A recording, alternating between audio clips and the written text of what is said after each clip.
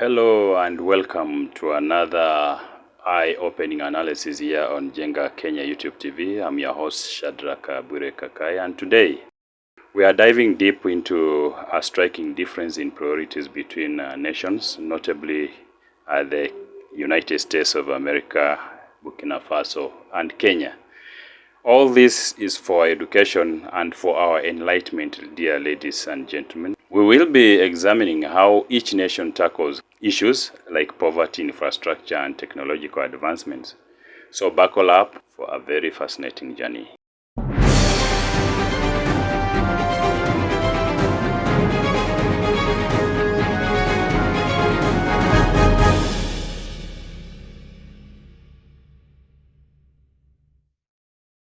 First and foremost, allow me to start off with Kenya's leadership, misplaced priorities, and symbolic projects.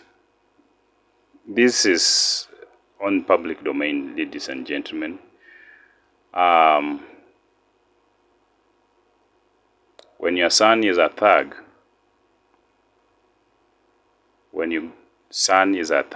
you don't go out praising thuggery, but you have to call it out.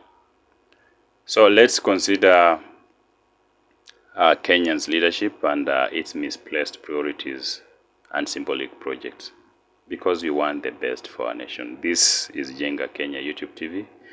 Jenga simply means to build or to construct, and Kenya is this our beloved country. So let's start in Kenya, where according to the posters, a professor is set to fly out and launch a two-door pit latrine using taxpayers' money. This kind of project raises eyebrows if at all the allegations are true. Don't you think so? Especially when the country is grappling with pressing issues like food insecurities, struggling healthcare system, and poor university funding. The metaphor in the saying, when the gods want to sacrifice you, they first make you go crazy or mad, rings true in this case. How can the government prioritize something like a pit latrine launch while ignoring critical matters? It speaks volumes about the leadership disconnect with the true needs of its people. One key in this misalignment is Kithure Kindiki, the current VP of Kenya, known for his strong political background and influence. Kindiki's tenure has been marked by his focus on national security and governance. However, while these are so important, the country's priorities need to shift towards more urgent needs that affect every day Kenyan. Now, let's turn our attention to Burkina Faso, a country that is quietly making strides under the leadership of General Ibrahim Traore. The president has prioritized food sovereignty, which is something so key for any struggling nation, is to feed its people. The president has prioritized food sovereignty to tackle hunger head-on, an initiative that is very crucial given the challenges facing African nations. So Burkina Faso has also made a history by launching its first ever electric car in Africa, sending shockwaves through the automobile industry, especially to global giants like the Tesla.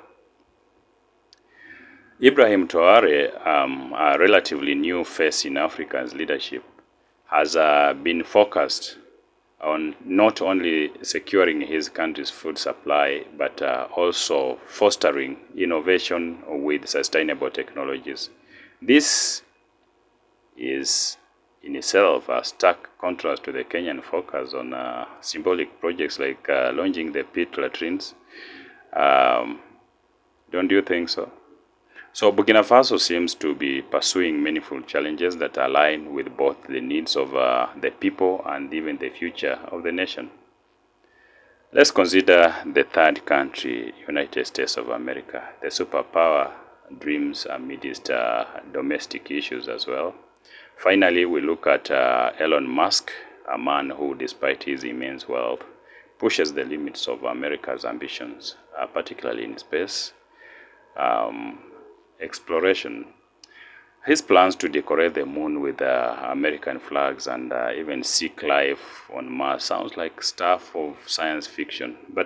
But even as Musk dreams big, the American leadership is keenly focused on reducing waste and cutting unnecessary funding, particularly to countries where funds are misused, like the one I've just mentioned above there. Musk's initiatives, especially in electric vehicles and space travel, positions America as the world's innovator. Yet, the critics here is the priority. Why spend so much on reaching Mars when there are critical issues to address on Earth? Is a satire of life, right? Like poverty and even inequalities in resources. So let's consider also the discrepancies in priorities, a comparison of nations. So what do we notice here? The priority of Kenya, Burkina Faso, and United States couldn't be more different.